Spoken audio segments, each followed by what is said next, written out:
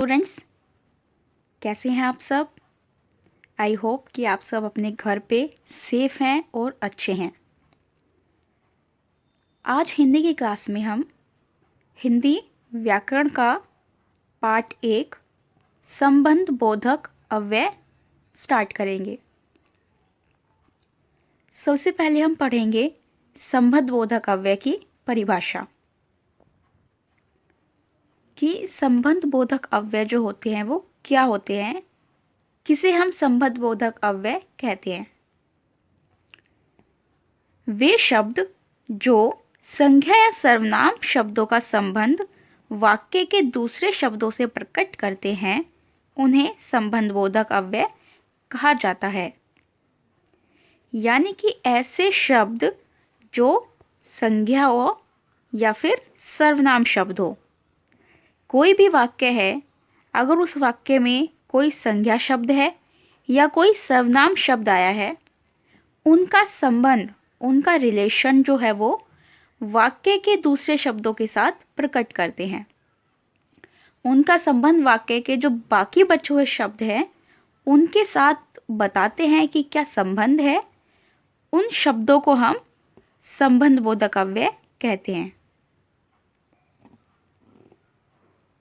कुछ एग्जाम्पल से समझते हैं। हाथी के पीछे भीड़ चल रही है। अब इस वाक्य में सबसे पहले आप संज्ञा या सर्वनाम शब्द देखिए। जो हाथी है ये क्या है, हमारा संज्ञा शब्द है। कैसा शब्द है ये, संज्ञा। अब जो बाकी बचे हुए शब्द हैं उनका संबंध बता रहे हैं कि हाथी के जो पीछे है, हाथी के जस्ट पीछे भीड़ चल रही है। तो जो ये शब्द है हमारे के पीछे, ये हमारे संबंध बोधक अव्यय। क्योंकि जो मान लीजिए अगर ये शब्द नहीं है, हाथी भीड़ चल रही है, तो वाक्य का कोई आपको अर्थ या कोई मीनिंग समझ आया? हाथी और बाकी शब्दों में कोई रिलेशन समझ आया? नहीं। तो जो ये हमारे शब्द है के पीछे, ये हमारे संबंध बोधक अव्यय शब्द है जो बचे हुए शब्दों का संबंध हाथी से कनेक्ट कर रहे हैं।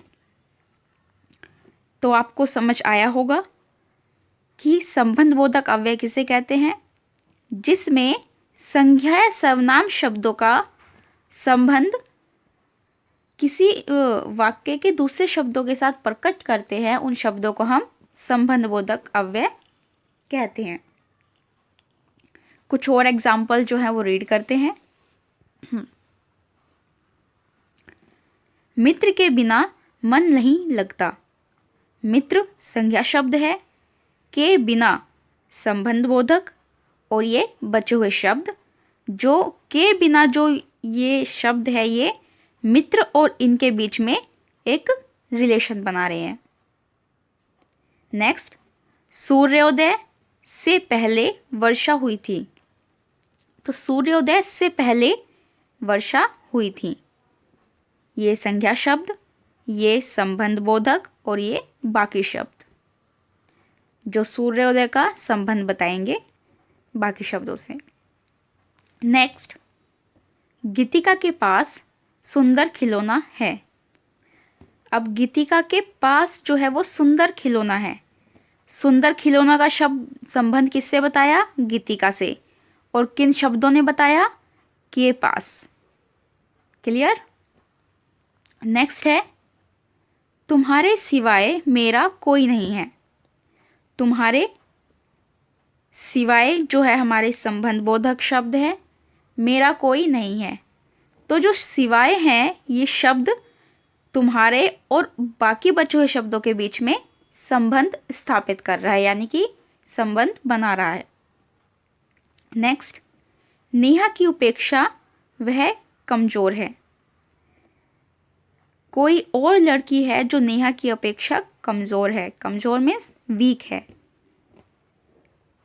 ये हमने कुछ उदाहरण पढ़े। ऊपर के वाक्यों में लिखे रंगीन शब्द, जो रंगीन शब्द थे ब्लू कलर के पीछे के बिना, से पहले, के पास, सिवाय, अपेक्षा। ये सभी शब्द क्या है? संबंध बोधक अव्यय है, क्योंकि ये संज्ञा या सर्वनाम शब्दों का संबंध वाक्य के अन्य शब्दों से जोड़ रहे हैं। तो इस तरह से हमने जाना कि संबंध बोधक शब्द की परिभाषा क्या होती है और उसके कुछ उदाहरण भी हमने समझे। अब हम देखते हैं कि संबंध बोधक अव्यय जो है उसके कितने भेद होते हैं। कितने भेद होते हैं उसके? संबंध बोधक भेद दो आधारों पर किए जा सकते हैं। जो संबंध बोधक अव्यय है इसके भेद हम दो आधारों पर कर सकते हैं, यानी कि दो अलग अलग बेसिस पे अलग अलग हम इनके भेद बता सकते हैं। फर्स्ट है बनावट के आधार पर। क्या है? बनावट के आधार पर। और दूसरा है अर्थ के आधार पर। अर्थ मतलब मीनिंग, उसका क्या मीनिंग है सेंटेंस में, उसके अकॉर्डिंग हम उनके भेद बताएंगे।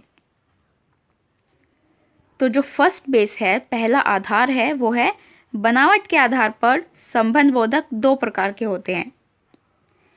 आपसे क्वेश्चन किया जा सकता है कि बनावट के आधार पर संबंध बोधक के भेद कितने होते हैं, तो हम आंसर करेंगे दो प्रकार के। अगर पूछा जाए अर्थ के आधार पर संबंध बोधक कितने प्रकार के होते हैं, तो वो हम अभी आगे देखेंगे। हम उसमें दो नहीं लिख सकते क्योंकि ये दो अलग अलग बेसिस है, अलग अलग ग्रुप में डिवाइड करने के दो अलग अलग उनके कैटेगरी के नेम हैं। फर्स्ट है बनावट के आधार पर, कितने भेद है? दो। और सेकंड है अर्थ के आधार पर। बनावट के आधार पर फर्स्ट जो है हमारा रूढ़ और दूसरा यौगिक। रूढ़ में कौन कौन से शब्द आएंगे? का, की, के, को, ने, से, में, पर आदि।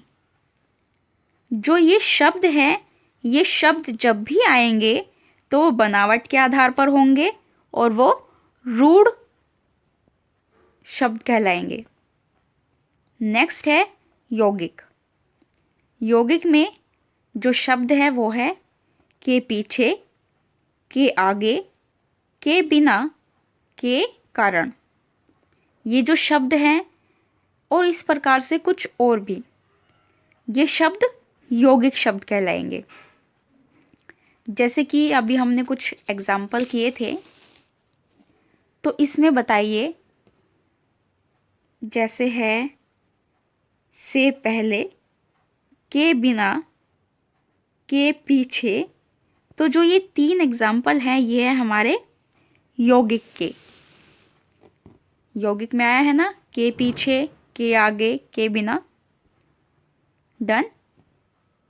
अब जो नेक्स्ट है अर्थ के आधार पर, इसको हम नेक्स्ट क्लास में कंटिन्यू करेंगे। तब तक आप इस चैप्टर को कंप्लीट रीड कीजिए। Thank you and have a nice day.